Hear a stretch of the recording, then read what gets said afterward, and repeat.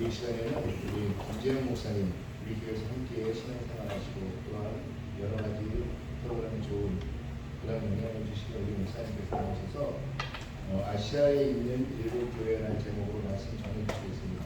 말씀 들으시고 큰 은혜 받으시길 주의 이름으로 축원하겠습니다.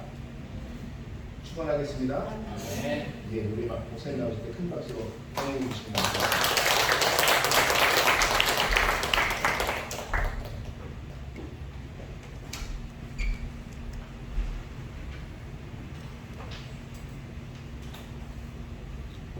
할렐루야. 네. 여러분 제가 다시 한번 이 자리에 썼습니다. 잠시 기도하겠습니다. 하나님 아버지 또한 이렇게 주일을 맞이하여서 무엇보다도 하나님께 예배하고 우리 다바오 디사이플 교회에 또한 오게 하시고 인도하여 주심을 너무나 감사드립니다. 정말 이 예배를 통하여서 하나님 아버지를 만나고 하나님의 놀라우신 사랑을 우리가 알고 믿고 깨달아서 정말 예수님의 놀라운 형상으로 변화되는 우리 공동체 교회되게 하여 주시옵소서. 그 의자에 제가 섰습니다. 하나님 주님의 보혈과 주님의 그 십자가의 사랑으로 나의 죄와 우리 교회의 죄의 허물을 사하여 주시고 하나님께서 우리를 새롭게 하여 주시옵소서. 예수님 이름으로 기도합니다. 아멘. 예, 제가 여지껏 살아오면서 개인적으로 생각할 때에 저는 참 복을 받은 사람이다 이렇게 생각합니다. 그 중에서 특별히 저는 목사님의 복이 있어요. 제가 가장 여러 분의 목사님을 제가 밑에서 설교 말씀을 들었는데요. 제가 서울에 가서 방황할 때에 우리 담임 목사님 아주 조그만 교회 개척교회 목사님이셨습니다. 교회 예배를 마치고 주일 설교 예배를 마치고 목사님이 제 앞에 계셨는데 저에게 그 말을 해요. 하나님께서 하루는 나에게 기도하러 밤기도 상기도를 시켜서 내가 너무 가기 싫었는데 하나님께서 나에게 그렇게 시키시니 내가 그때 밤마다 산에 그 무서운 산에 깜깜한 산에서 기도하였는데 겨울이 되자 너무너무 추웠답니다. 근데 기도하다가 깨어보니 왜 깨었냐면 기도하다가 눈을 떴는데 왜 눈을 떴냐면 갑자기 너무 따뜻해져가지고 이게 왜 이렇게 따뜻해지지? 그래서 눈을 떴는데 목사님 뒤에서 봄이 목사님의 그 추운 몸을 데피고 있었다고 합니다. 죄송합니다. 부산 사투리입니다. 예, 몸을 따뜻하게 해주고 있었다고 합니다. 근데 저는 그 말을 믿었을까요? 안 믿었을까요? 점심 식사 시간에 또 목사님이 그 말을 해서 듣는 사람들은 안 믿을 수도 있겠지만 저는 그 목사님의 말씀을 믿었습니다. 30년이 전에 그 말씀을 들었고요. 지금도 그 목사님을 얼마나 사랑하고 존경하는지 모릅니다. 사람들 그런 말 할 수 있어요. 우리나라에 범이 없는데.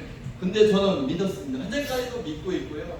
그분의 신실하심, 하나님 앞에서의 삶을 볼 때 저는 그 목사님 말씀을 100% 믿습니다. 그런데 그 목사님의 교회도 엄청난 문제가 있었어요. 그렇게 목사님이 기도하시니까 하나님의 성령의 은사가 떨어지고요. 성도들이 하나님의 은사를 경험하니까 교회가 분열이 되는 겁니다. 너무 큰 은사들이 성도를 받아서 성도를 데리고 교회를 나가가지고 그런 경험이 여러 번 있었대요. 그래서 교회가 크게 성장을 하지는 못하였다고 합니다. 그리고 현재 제가 다바오 하나의 미래 교회를 섬기고 있는데요. 그 담임 목사 김원재 목사님도 너무나 훌륭하신 분입니다. 그 목사님은 저희들 교회 부목사님들, 부교육자에게 여러 번 이야기하셨어요. 교회를 지나가면서 저곳이 앞으로 내가 죽으면 묻힐 곳이다. 반드시 기억해서 내가 순교를 당하든지 아니면 그냥 죽든지 교회에 나를 묻어달라. 그렇게 죽음을 결단하고 순교를 결단하고 무덤 자리까지 미리 만드시고 그렇게 교회를 섬기셨던 분이 현재까지도 섬기고 싶고 계시는 분이 저희 담임 목사님이시고 또 우리 김성훈 목사님도 너무나 하나님께서 좋은 만남을 주셨던 것 같습니다. 우리 김성문 목사님께서는 특별히 제가 볼 때 이 다음 세대를 위하여서 얼마나 기도와 간신과 눈물을 쏟는지 모르겠습니다. 우리 그 자녀를 보면 그 부모를 알듯이 우리 교회, 이 다바오 디사이플 교회를 보면 우리 목사님께서 우리 청년들을 위해서, 우리 성도님들과 사업을 위해서 얼마나 기도하고 계신지 제가 느낄 수가 있었습니다.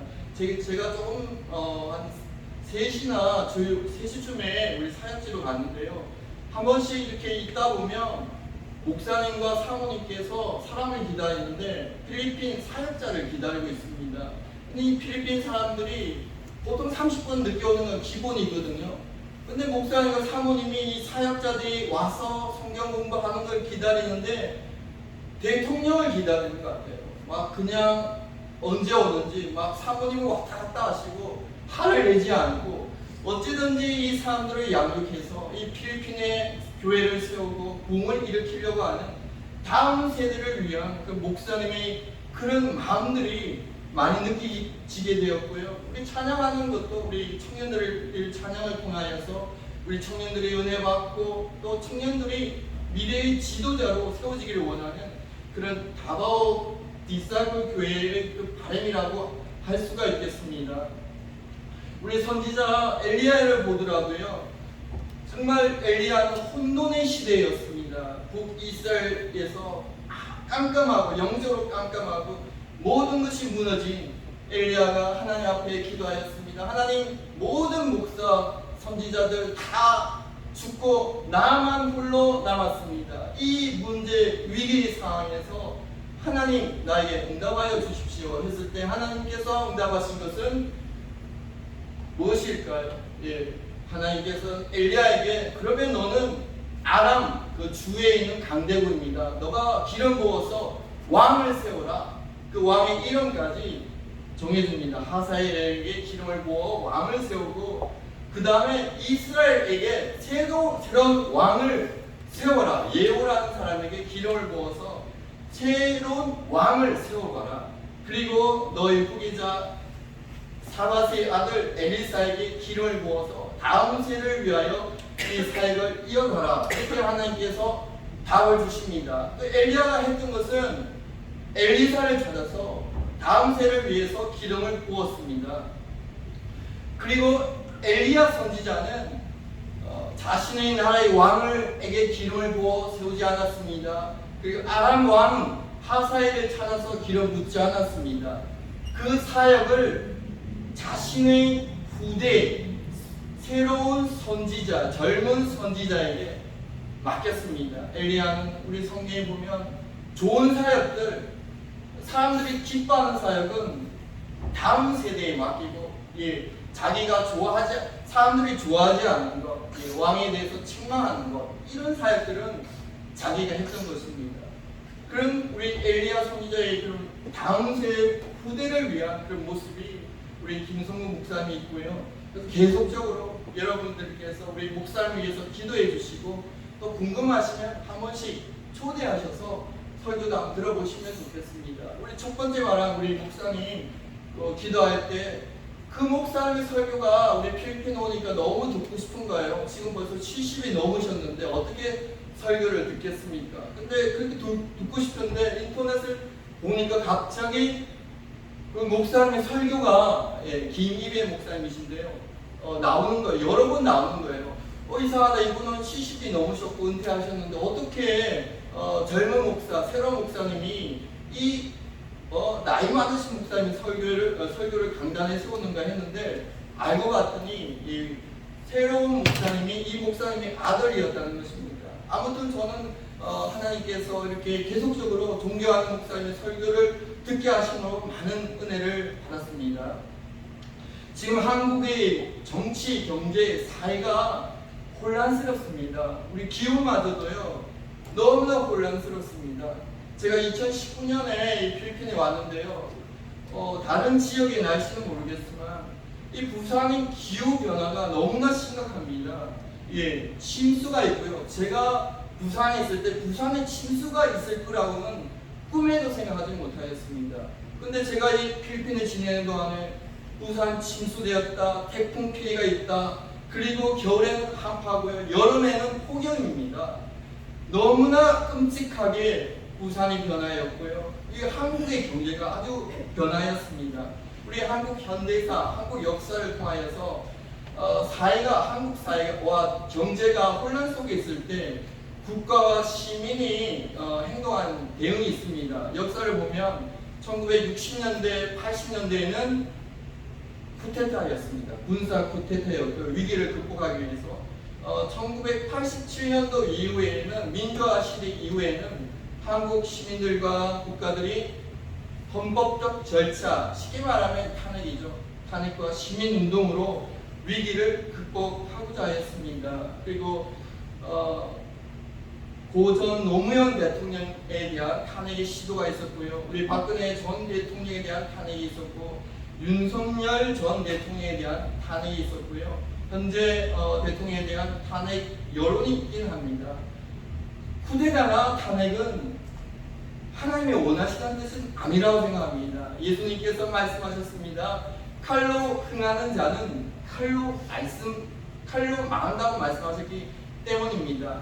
우리가 오늘 요한계시록 이 사항은 인류 역사상에서 종말론적인 가장 혼돈스럽고 어지러운 이 시대에서 하나님께서 교회에게 주시는 말씀입니다.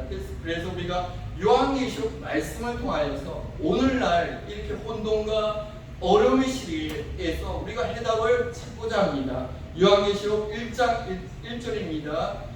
예수 그리스도의 계시라. 이는 하나님이 그에게 주사 반드시 속히 될 일을 그 종들에게 보이시려고 그 천사를 그 종 요한에게 보내어 제시하신 것이라. 그래서 예수 그리스도의 계시라, 하나님이 그에게 주사 반드시 속히 될 일, 이렇게 말씀하고 있습니다. 요한계시록에는 속히라는 말이 9번 사용되고 있습니다. 반드시 일어날 것이다, 반드시 속히 일어날 것이다, 속히 내게 가리라, 속히 가리라, 속히 오리라, 내가 진실로 속히 오리라. 그래서 반복적으로 9번 사용되고 있습니다. 개인적으로 저는 젊었을 때 이 말씀에 대해서 하나님께 항변하였습니다. 하나님, 2000년이 지났는데 아직 안 오셨잖아요. 아직 이 사건이 일어나지 않았습니다. 저는 고아와 가부같이 홀로 있는 느낌인데요.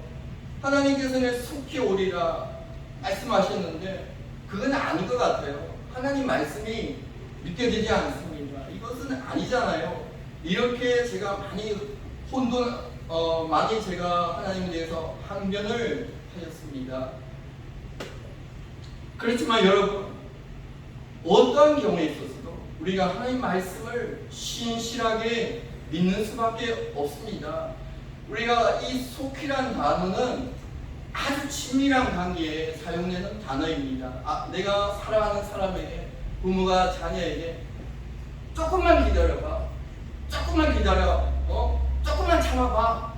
이 속히란 말은 사랑하는 사람들에게 사용하는 말이고요.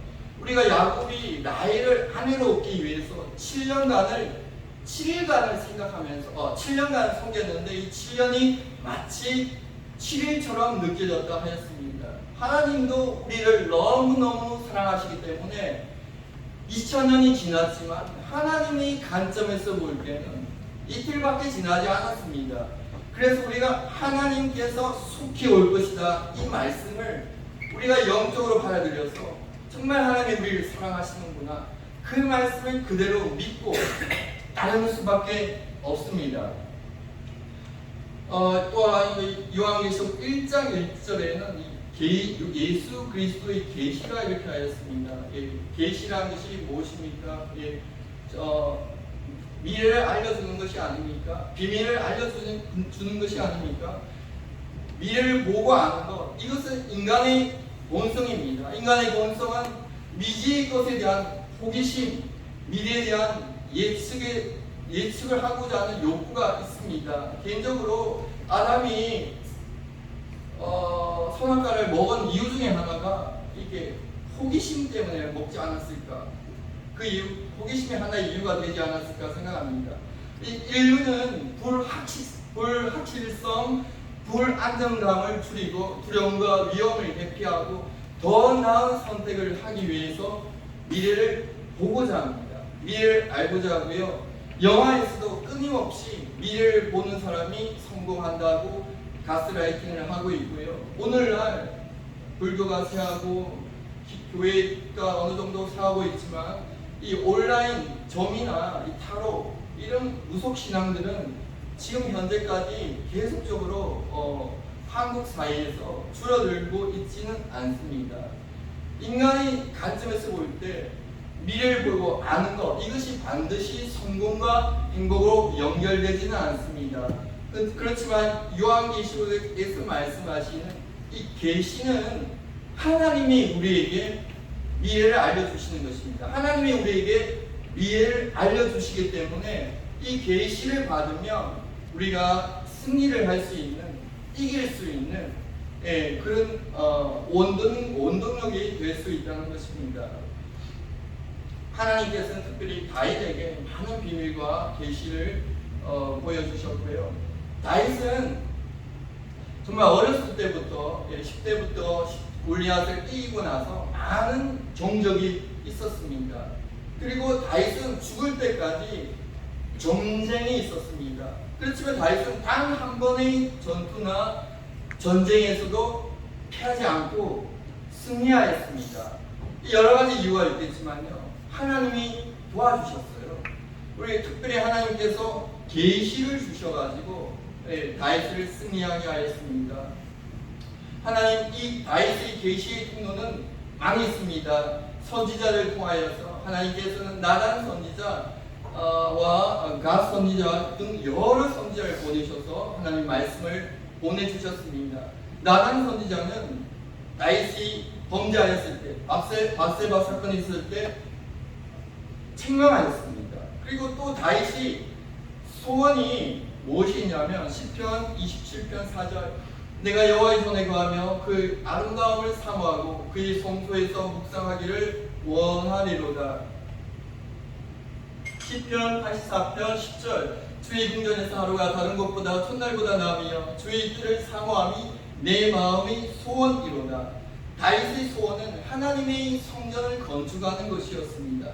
근데 하나님께서 나단 선지자를 보내셔서 이 성전을 건축하지 말라. 너의 손에는 수많은 피가 묻어있기 때문에 너는 건축하지 말라. 이렇게 말씀하시고요. 또 갓 선지자를 보내셔가지고 다윗이 인구조사한 불순종을 징계하십니다. 내가 너를 심판하고 재앙을 내릴 것인데 세 가지를 선택하여라. 3년 기근, 적에게 3개월과 적군의 공격에 의해서 쫓기는 것, 그리고 3일 동안 질병, 이 세 가지 중에 하나를 고르면 내가 너의 말대로 질병을 내리겠다 하였습니다. 그 외에 선지자 외에도 하나님께서는 또 성령의 임재를 통하여서 다윗에게 계시를 주시는데요. 사무엘상 16장 13절, 여호와의 영이 다윗에게 크게 임하니라. 우리 특별히 이 성령님께서는 기도할 때, 찬양할 때 우리에게 임하십니다. 그리고 다윗에게 임하셔서 다윗이 노래하고 찬양하고 예언하고 시편을 짓고 또한 하나님의 말씀을 받게 하셨습니다. 그리고 또 세 번째로는 하나님께서 다윗에게 음성과 감동으로 직접적으로 이야기하십니다. 성경에는 여러 번 명확하게 여호와께서 다윗에게 이르시되라는 표현이 반복됩니다. 다윗이 브레셋과 싸울 때, 전투할 때 똑같은 상황과 똑같은 장소이지만 하나님께 물어볼 때 하나님께서 첫 번째는 이렇게 하라. 그 두 번째는 똑같은 장소, 똑같은 상황이지만 두 번째는 뒤에 매복을 해서 승리를 하라. 이렇게 말씀하시고요. 이 하나님의 지시대로 그대로 하였을 때 다윗이 승리를 하게 됩니다. 네 번째로는 하나님께서 다윗이 예배하고 기도할 때 응답하십니다. 사무엘상에 보면요, 그리스도 사람들이 자신을 사울에게 넘기지 않을지 다윗이 물어보고요. 특별히 에봇인데 이 에봇은 예배와 기도를 상징합니다. 그리고 자신이 아주 위험한 상황, 아주 힘든 상황이 있을 때 적군 아말렉을 추격할지 안 할지 에봇을 통하여서 하나님께 물어봅니다. 그 다섯 번째로는 말씀을 통하여서 하나님께 물어봅니다. 다윗은 율법을 하나님 말씀을 깊이 사랑하고 묵상하였습니다. 복 있는 사람은 여호와의 율법을 즐거워하여서 주야로 묵상합니다. 그리고 시편 119편에는 105절 주의 말씀은 내 발의 등이요 내 길의 빛이니이다. 특별히 다윗 왕은 이렇게 하나님의 말씀을 통하여서 인도를 받고 그의 삶 가운데 승리를 할 수 있었다는 것입니다. 요한계시록 1장 3절입니다. 이 예언의 말씀을 읽는 자, 듣는 자, 그 가운데 기록된 것을 지키는 자들은 복에 인하니 때가 가까움이라. 하나님의 말씀을 개인적으로 묵상하고 읽고 가까이 하고 그리고 예배를 통하여서 하나님의 말씀을 듣고 그리고 무엇보다도 그 하나님의 말씀을 순종하는 것, 이것이 얼마나 큰 축복이고 이것이 말세의 종말적인 혼돈과 어려움을 이겨나갈 수 있는 힘이라는 것을 우리가 믿어야 될 것입니다. 이 종말론적 어려움, 승리를 위해서 하나님의 신실하심, 내가 반드시 속히 오리라, 이것을 믿을 뿐만 아니라 요한계시록 오늘 읽은 본문의 말씀처럼 1장부터 1장 5절 6절에 대해서 메시아 예수 그리스도에 대해서 나오고 있는데요.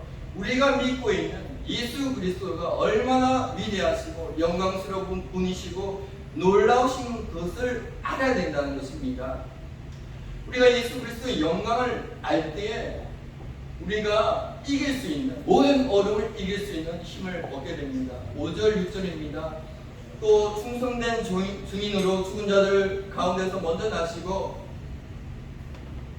땅의 임금들의 머리가 되신 예수 그리스도로 말미암아 은혜와 평강이 너희에게 있기를 원하노라. 우리를 사랑하사 그의 십자가의 피로 우리 죄에서 우리를 해방하시고 그 아버지 하나님을 위하여 우리를 나라와 제사장으로, 왕같은 제사장으로 삼으신 그에게 예수 그리스도에게 영광과 능력이 세세토록 있기를 원하노라.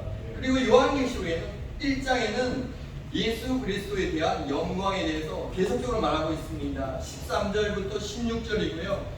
촛대 사이를 인자 같은 이 예수 그리스도이죠. 발에 걸리는 옷을 입고 가슴에 금띠를 띠고 머리와 털의 희기가 흰 양털 같고 눈 같으며 그의 눈은 불꽃 같고 그의 발은 풀무에 달려난 빛난 주석 같고 그의 음성은 많은 물소리와 같으며 그 오른손에 7별이 있고 그 입에서 좌우에 날쌘 검이 나오고 그 얼굴은 해가 힘있게 비치는 것 같더라. 사도 요한은 예수 그리스도의 영광을 보고 마치 죽은 자처럼 기절했다 하였습니다. 솔직하게 우리가 예수 그리스도의 놀라운 영광과 그분의 위대하심을 알게 될 때 우리는 기절합니다. 솔직하게요. 그리고 세 번째로는 우리가 예수 그리스도의 놀라우신 그것을 알 뿐만 아니라 교회가 얼마나 소중한지, 우리 자신이 하나님 눈에 보시기에 얼마나 소중한 존재를 알아야지 우리가 이 어려움과 혼돈을 이길 수 있다는 것입니다. 요한계시록 2장 3장에는 아시아에 있는 7교회에 대해서 나오고요. 이 교회가 하나님의 관심이요 사랑의 대상이기 때문에 요한계시록에서 7교회가 나오는 것입니다. 요한계시록에는 처음부터 끝까지 교회 중심의 책입니다. 우리가 운동회나 음악 발표 같은 행사에 볼 때 수많은 어린이들이 있지만 우리 눈에 들어오는, 부모님의 눈에 들어오는 것은 오직 우리 아이들 뿐입니다. 저는 삼촌인데요. 우리 조카, 유치원 조카 발표회, 학예 발표회 때 비디오를 봤는데 제 눈에는 오직 조카밖에 안 보여요. 우리 하나님도 마찬가지라는 것입니다. 우리가 어려운 시기, 혼돈과 우리가 정말 하나님이 필요한 시기에 정말 수많은 일들이 우리 주위에 일어나고 있지만 하나님의 관심은 우리밖에 없다는 것입니다. 그래서 요한계시록은 우리를 위한 책, 교회를 위한 책이라는 것입니다. 오직 신랑 대신 예수 그리스도의 눈에는 신부인 교회만이 눈에 들어오기 때문입니다.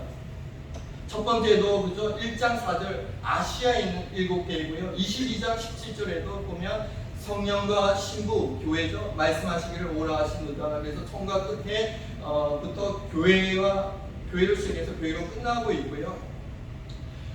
그리고 1장 7절에 보면 예수님께서 다시 오십니다. 볼지어다 구름을 타고 오시리라. 각인의 눈이 그를 보겠고 그를 찌른 자들도 불토이요 땅에 있는 모든 족속이 그를 인하여 애국하리라. 예수님이 재림을 통하여서 이 땅에 오시는데 그 재림의 목적이 바로 교회를 구원하기 위해서 이 재림 예수님이 다시 오시기 때문입니다. 교회를 구원하시고 교회를 신부로 어린 양의 혼인식 잔치로 데려가기 위해서 오시기 때문입니다. 그래서 요한계시록 전체에서는 하나님께서 어떻게 모든 환경에서 교회를 보호하시고 정결케 하시고 구원하시고 변화시키시고 마지막에는 새 예루살렘의 영광으로 이끄시는 그런 이야기가 요한계시록의 중심 구조가 되겠습니다.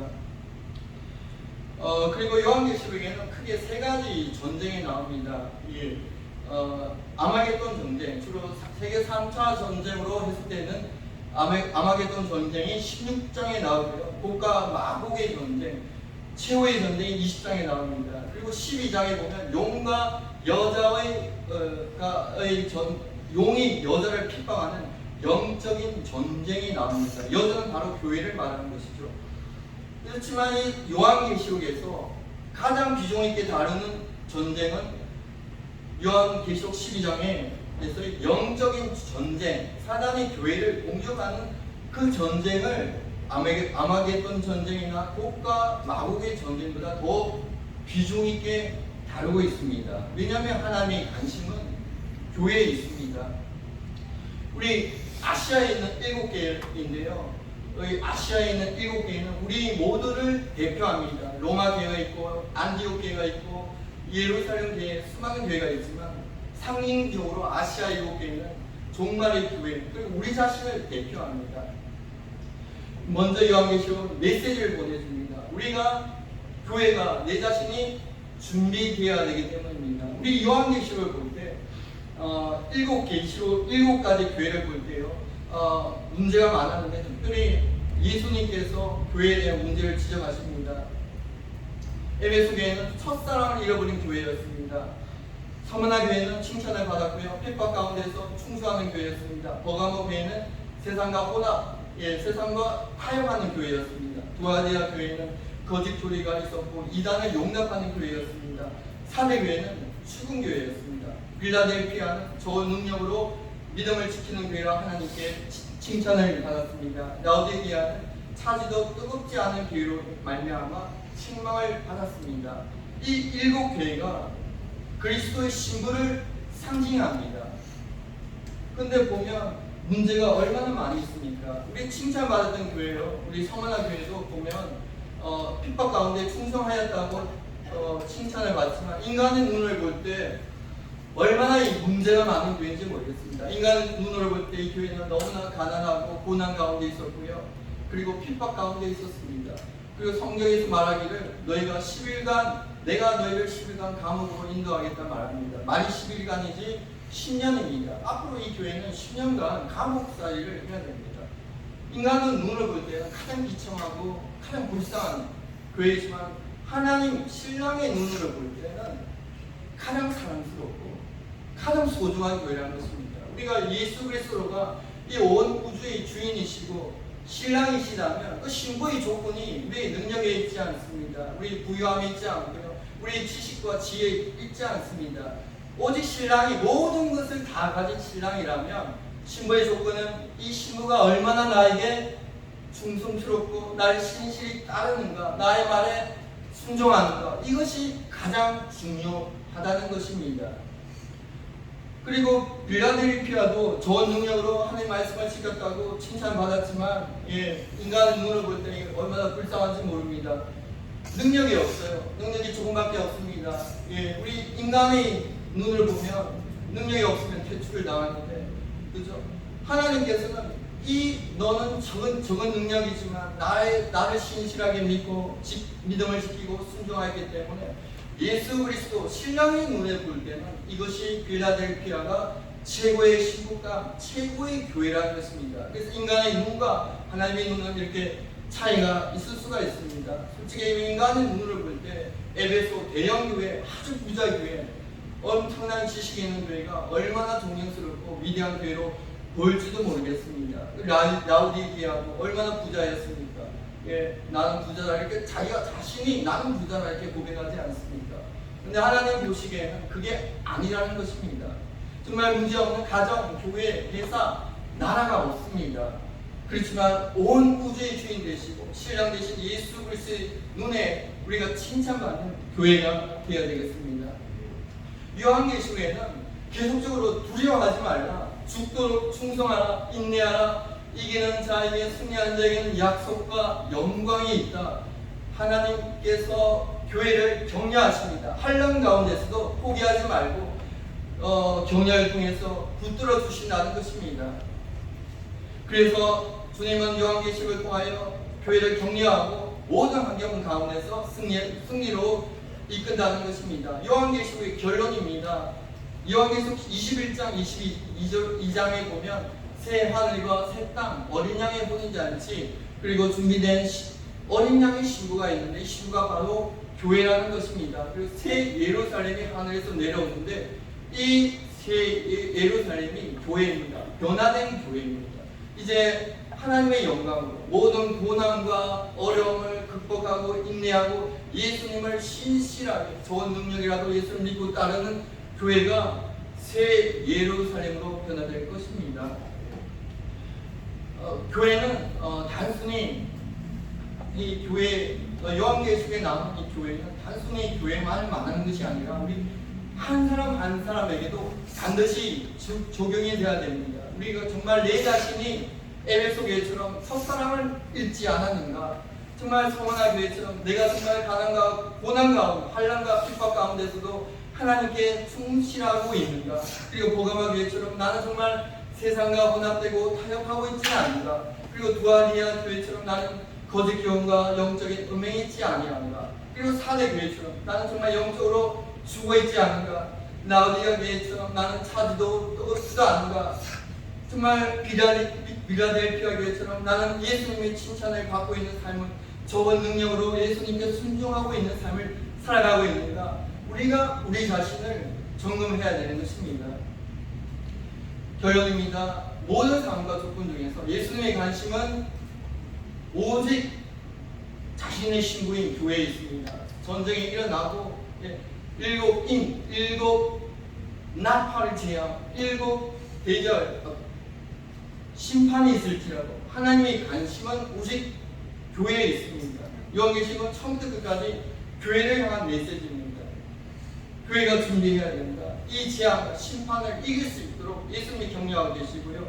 그 무엇보다도 예수님은 일곱 금초대 사회를 거니신다 하였습니다. 일곱 금초대가 바로 아시아에 있는 일곱 교회입니다. 예수님은 교회와 함께 계십니다. 교회와 같이 동행하시고 일곱 금초대와 함께 하신다는 것입니다. 모든 상황 가운데서도 예수님께서는 우리와 함께 계신다는 것을, 우리를 위해 중보하고 계신다는 것을, 나를 위해서 기도하고 계신다는 것을 믿어야지 우리가 위기를 극복할 수 있다는 것입니다. 그리고 이 요한계시록 핵심 전쟁은 인류의 전쟁이 아닙니다. 세계 마지막 대전, 아마겟돈 대전이 아니라 사람과 교회의 영적인 전쟁에 이 요한계시록이 비중 있게 다루고 있습니다. 내가 영적인 전투와 영적인 전쟁을 정말 다윗과 같이 내가 승리하고 있는가, 그것을 우리가 관심 있게 그리고 집중적으로 봐야 된다는 것입니다. 이 아시아에 있는 일곱 개는 나를 대표합니다. 그리고 환난을 이기도록 격려하고 있습니다. 최종적으로 영광 받을 대상은 새 예루살렘, 바로 교회 어린 양의 신부라는 것입니다. 우리 요한계시록 5장 6절에 요한계시록 1장 5절 6절에 보면요, 우리를 사랑하사, 예수님께서 우리를 사랑하사 그의 피로 우리 죄에서 우리를 해방하시고 그 아버지 하나님 위하여 우리를 나라와 제사장으로 삼으셨다는 것입니다. 우리를 사랑하사 십자가에 돌아가시고 그 십자가의 피로 우리의 죄를 용서하시고 우리를 구원, 구속, 해방하셨다는 것입니다. 우리가 이 놀라운 메시아 그리스도 예수의 영광, 특히 예수님의 사랑을 알게 될 때 우리가 변화가 됩니다. 우리 에베소 말씀의 3장 17절, 19절인데요. 특히 19절입니다. 하나님 아버지, 예수님의 그 사랑, 하나님의 그 사랑의 높이와 길이, 넓이와 길이, 높이와 깊이가 어떠함을 깨달아 하나님의 모든 충만한 것으로 너에게 충만하시기를 원하노라. 그래서 그리스도의 사랑의 가로세로 높이 깊이를 우리가 깨닫게 된다면 우리 삶이 충만해질 수밖에 없다는 것입니다. 우리가 변화될 수밖에 없다는 것이고 우리가 능력을 발할 수밖에 없다는 것입니다. 정말 하나님의 관심은 모든 상황에서 나에게 있습니다. 교회에 있습니다. 정말 하나님이 신실하시고 예수님이 놀라우신 분이지만 교회가 얼마나 중요한지, 우리 자신이 하나님의 눈에 얼마나 중요하고 사랑스러운지 우리가 그것을 깨달아야 됩니다. 그럴 때 우리가 이길 수 있다는 것입니다. 우리 아시아에 있는 7개 중에 특별히 칭찬받은 성원한 교회, 우리가 필라델피아와 같이 우리가 우리 자신을 정결케 하고 노력하고 예수를 믿고 예수님 말씀에 순종하는 그런 삶을 살아서 우리 종말론적인 혼돈과 어려움을 극복하고 이기는 우리 다바오 디스사이플 공동체가 되기를 예수님 이름으로